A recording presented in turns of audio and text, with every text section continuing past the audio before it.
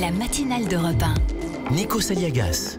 Et on retrouve Nicolas Barré pour l'édito éco, Nikos. Nicolas Barré, le directeur de la rédaction du journal Les Échos, avec les propriétaires de voitures diesel qui l'ont certainement constaté.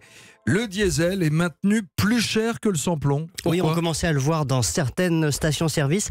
Et bien maintenant, pour la première fois, en moyenne, dans toute la France, les prix du gasoil sont, sauf exception ici et là, plus élevés que le sans-plomb. 1,45 en moyenne contre 1,43 pour le sans-plomb.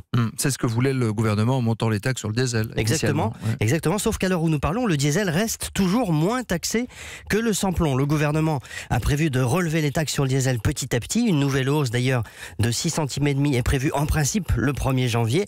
À terme, ces hausses de taxes devaient faire monter le prix du diesel pour rejoindre progressivement celui du sans-plomb, mais pas avant la fin 2019, voire 2020.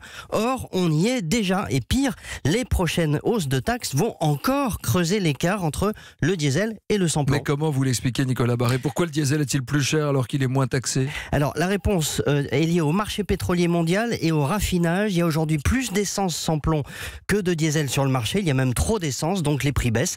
Dans le sillage d'ailleurs du prix du baril de pétrole qui a perdu 30% en un mois. En revanche, les quantités de gazole disponibles sont moins abondantes et en plus, on en a davantage besoin en ce moment pour le chauffage. Résultat des courses, l'État voulait rendre le diesel plus cher que l'essence avec des taxes. Eh bien, c'est fait, mais c'est le marché qui s'en est chargé.